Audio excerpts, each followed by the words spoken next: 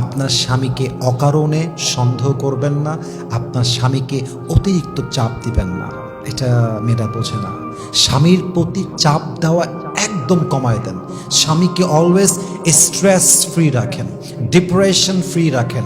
ওকে আপনি বোঝান পৃথিবীর সব জায়গায় গেলে তুমি প্রশ্নের সম্মুখীন হবা, পৃথিবীর সব জায়গায় গেলে তুমি রেস্ট্রিক্টেড ফিল করবা, পৃথিবীর সব জায়গায় গেলে তুমি অশান্তির ছোঁয়া পাবা। বাট তোমার বউ তোমার লাইফে এমন একজন মানুষ, তুমি পৃথিবীর সব জায়গায় অশান্তি পেলেও তোমার বউয়ের কাছে আসলে তুমি শান্তির ঠিকানা খুঁজে পাবা। ঠিক কিনা বলেন? এই ফিলটা আপনাকে দেওয়া লাগবে। অ্যাজ এ ওয়াইফ এই ফিলিংসটা আপনার স্বামীকে আপনার দিতে হবে যে তোমার ঘরটা হচ্ছে আসল শান্তির জায়গা, আমি তোমার আসল শান্তির জায়গা। কিন্তু আপনি বেডি মানুষের তো কাজ নাই, বুঝুন, সারাদিন হ্যাঁ কোথায় ছিল তুমি, কার সঙ্গে ছিলা, দেখি ফোনটা দেখি, মেসেঞ্জার দেখি, হোয়াটসঅ্যাপ দেখি, স্ন্যাপ দেখি, তোমার ইনস্টাগ্রাম দেখি, কার সঙ্গে কথা বলেছো, কাকে লাইক দিয়েছো, কাকে কমেন্ট করেছো। সারা দিন বেডি মানুষের কাজ না থাকলে এগুলো ঝগড়া করে জীবনটা শেষ করে দেয়। ঠিক কিনা বলেন?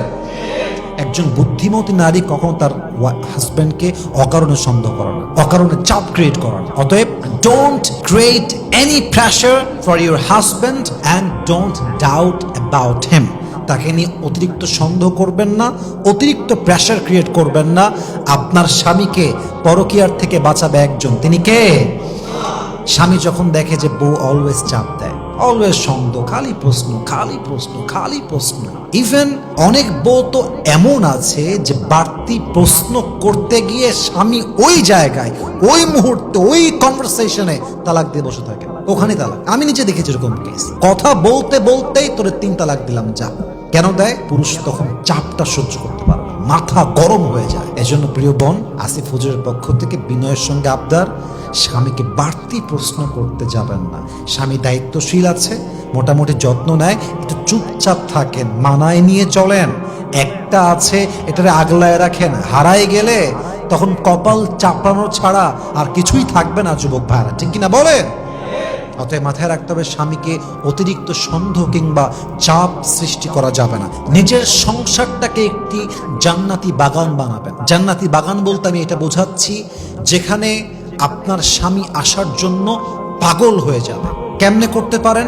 আমি জাস্ট কিছু টিপস বলার ট্রাই করছি, maybe it will work for you. আপনার স্বামী আসলে বাসায় তার জন্য ভিন্ন কিছু রান্না করেন, বিভিন্ন রেসিপি শেখার চেষ্টা করেন। স্বামী আসলো সঙ্গে সঙ্গে একটা ভালো রেসিপি দিয়ে তাকে খাবার দিলেন।